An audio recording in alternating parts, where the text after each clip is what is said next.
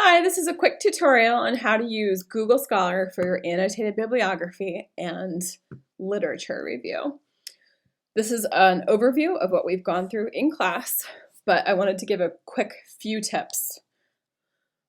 So I'm going to use a few examples from class. So the first one I'll use is a project about spending on the environment.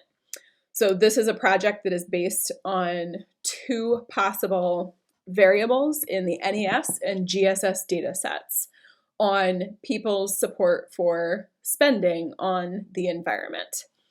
So you can see I've entered in the search term or search phrase of support for spending on environment. A few key things to point out. So if you notice, let me start over on this page. So as I'm typing, a normal Google algorithm will be at work. So you want to first type in what you think is your research question.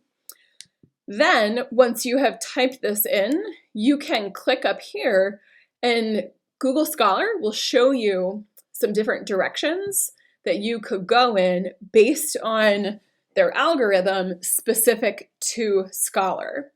So sometimes when you're in the main Google, this algorithm, not that helpful. Sometimes pretty funny, but not helpful.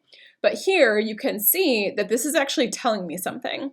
So here it says environmental spending, religious and political origins. Environmental spending, political and economic determinants. So some of these search phrases are going to give me some additional search terms to find more resources. So before I go into any of these, let me go over some things on this page. So you can see I've already clicked on this top one.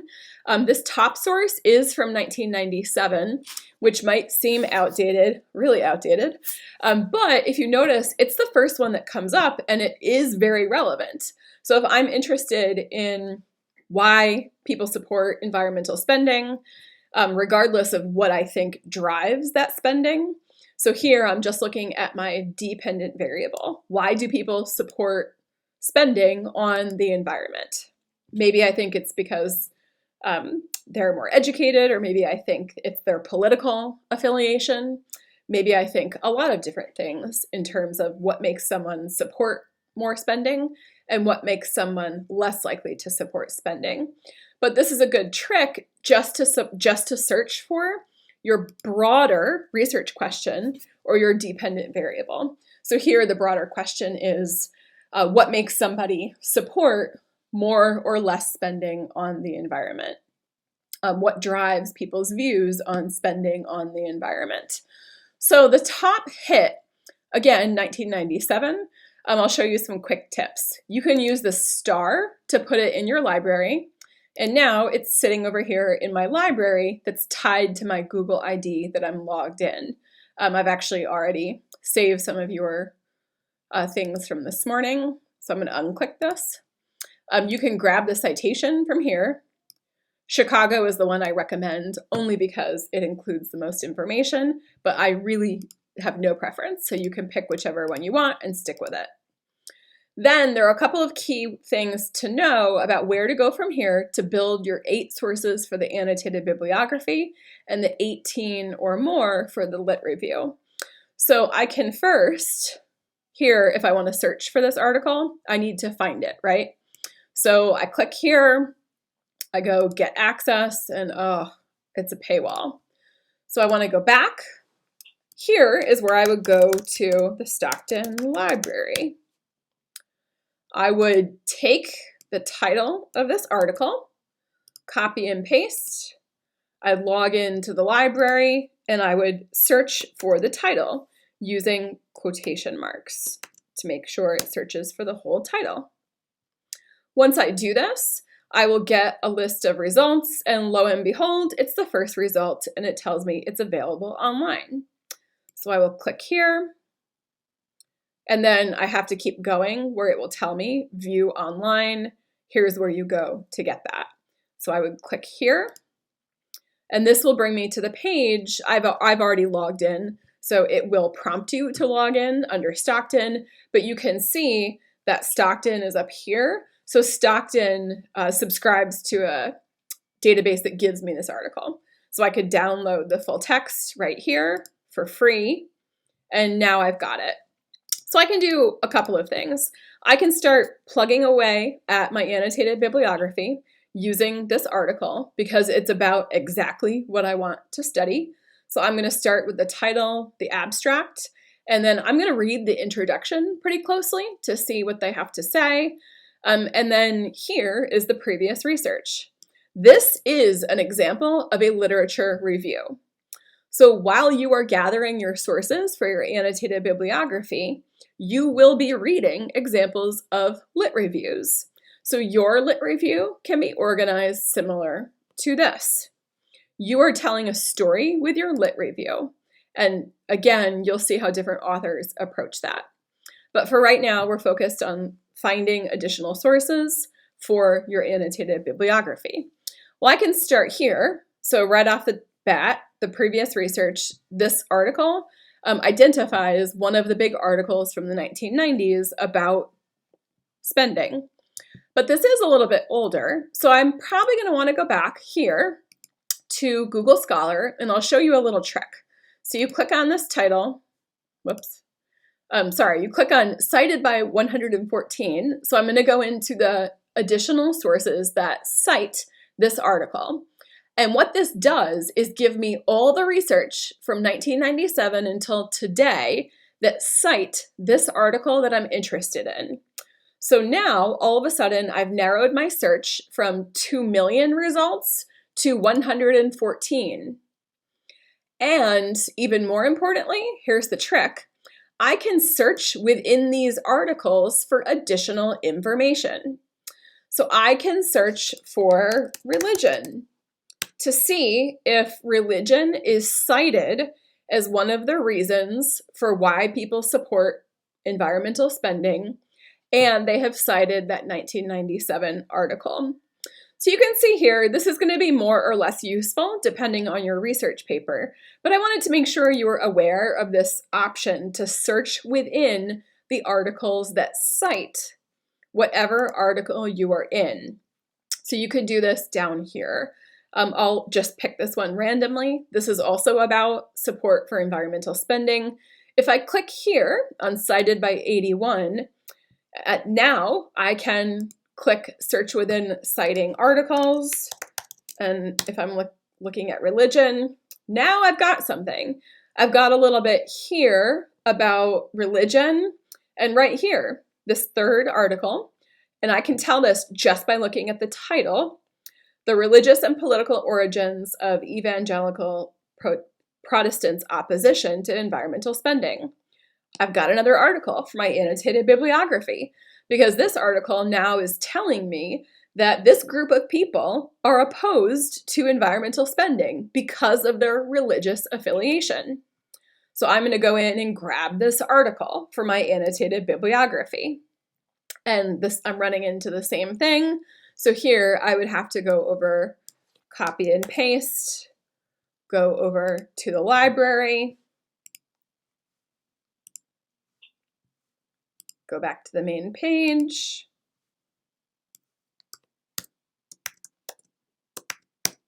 and search for this particular article.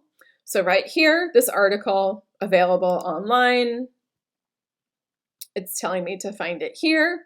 So I click here, and again, it will prompt you to log in if you have not already.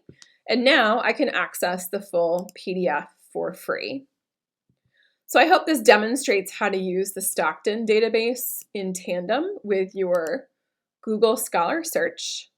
And let me go back out to Google Scholar to show you a couple more things.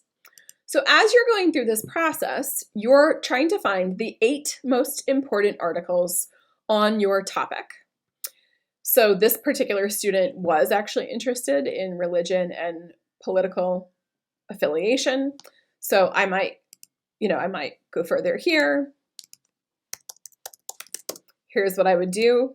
I would go and type in my next theory or hypothesis. So if I think politics drives somebody's support for environmental spending, now I've got another set of articles, and I could keep looking to find some of the important articles. Again, just based on the title and the abstract. So again, I hope this gives you a little bit of a better sense. Let me go ahead and pick one. I'm going to do race and support for, actually that's a good one, race and support for death penalty. So if I'm interested in the view on people, the views of people on the death penalty, and I think race has something to do with it, I could just type in my whole hypothesis here. So race and support for death penalty. Another way to type this would be what makes people oppose the death penalty. I could type what makes people favor the death penalty, and I'm going to get different views. But already you can start to see the third title is why do white Americans support the death penalty? The next one is about religious conservatives. So I'm getting some information from my Google search results. So now I might say, oh, there's something about race and there's something about religion. And I can update now up here, race and views on death penalty, and I can start to get some better results. So here I've typed in race and views on death penalty, and now I'm starting to get some more specific journal articles about, here it's race and religion and death penalty. So if I'm interested in the death penalty, this keeps popping up, and I think I might hone in on race and religion. And even if I don't for my research design, that's what the literature is telling me. So my lit review is going to say there's a lot of research on race and religion and support for death penalty. So I'm going to pull this article as one of my top 8. And again, you're going to have to keep using the Stockton library. Here it's going to let me download the PDF, it looks like. Yes. So sometimes it lets you download it right from Google Scholar. So here I'm going to definitely take this, and then I'm going to go back out. And a lot of these actually, I might have my 8 for my annotated bibliography right here. Race and the death penalty in Florida. If I am writing about death penalty across the United States and the literature is citing Florida, that's fine if I take these articles as one of my 8 or 2 of my 8, because that's what the literature is doing. So researchers have focused on the Florida experience. You can see these are earlier, but I'd want to keep going. So race and views on the death penalty, maybe there's something about gender. So here is some additional sources on gender. And just from doing these couple of quick searches, I'm going to click on this one. Actually, I'm going to go down here, the gender gap in death penalty support. Okay, so I have access to this, and then I'm going to go in here to the cited by 64, and I'm going to see who cited this. So it looks like they're kind of all over the place, but here's another one, gay and lesbian individuals' attitudes towards the death penalty. So now I've got another control variable for my research design and another article for my annotated bibliography and my literature review. So this process of searching through Google Scholar is giving you, 1, your 8 primary sources that are most important in your research area. 2, more resources to cite for your lit review. And 3, some clear ideas about where you want to go with your research design. In other words, like, what did you miss when you were thinking about your research question, and how are you going to update that when you are done with your lit review? So this process is pretty efficient as long as you are paying attention to what's coming back to you in the search results, and then you use that to do a new search. And a point about the 8 primary sources, that should be the 8 most important sources that keep coming up. So do yourself a favor and do not pick the first 8 that come up with the very first search that you write. You will not get as much benefit from the annotated bibliography if you do that. So if you play around and use some different search terms, you are going to easily get up to 18 to 20 citations for your lit review. And in your lit review, let me go ahead and click on one of these articles. So in your lit review, when you are, let me just pop on over here to one that's already on the screen. You can see that some of these are cited in depth and they're going to be relied on more than others. The 8 that you choose for your annotated bibliography you should have more detail and understanding and be able to write more specific things about that article using the paragraph from the annotated bibliography and then adding to it. But sometimes you might just want to cite a sentence. For example, if you are writing about race and gender and the death penalty, and you just want to say, let me go back to where I found that one article. Oops. And you just want to say something about, let me just find something here.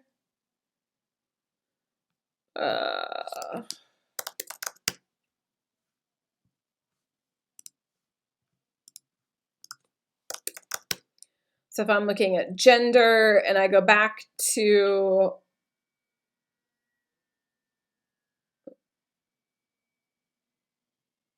here's something about empathy. So if I'm looking through and I find something like this, like, oh, here is a paper that looks like it's about the role of empathy, and that might be a reason to explain why there is a racial divide and gender gap.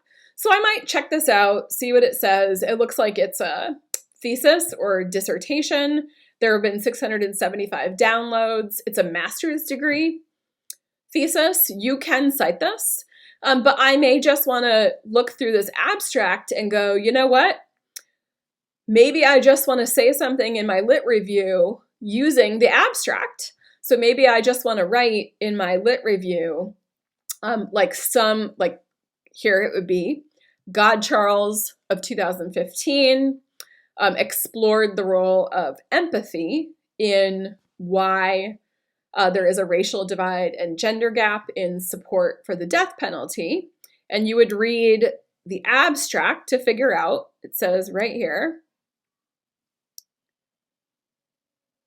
that in a survey, in an automated, it looks like it was a digital survey, that they did not find results that support a racial divide and gender gap. And that there was actually instead, so I'm reading through the abstract for the first time right now, instead, the study found a relationship between what they call attribution styles and empathy. So it actually may be something about this attribution style.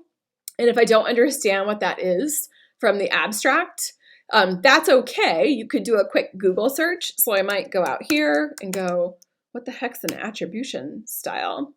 Oh, right here. Okay. So you could read a little bit about what this is to understand it. And you can still cite this in your lit review, even if you have just skimmed this. But I want to be clear, this would not be what one of your primary 8 pieces for your lit or for your annotated bibliography. So this would be an example of when you want to add a little bit about what additional researchers have done and a way to get up to that 18 to 20 citations in your lit review. So when someone writes a lit review, they have not read all of these articles in detail for every single of those 18 to 20 citations. They have skimmed them all, but they've read in detail probably about a dozen. Once you become more familiar with the research, you actually will start to know the research already. So you would know more of the research that you're citing as you progress in your research career. But at this point, you're just getting started. So you want to be the most familiar with the 8 sources in your annotated bibliography, and then become mostly familiar with the additional sources between 8 and 18. And you can use those 8 from your annotated bibliography as 8 out of the 18. So really, you only have to add between 10 and 14 additional citations.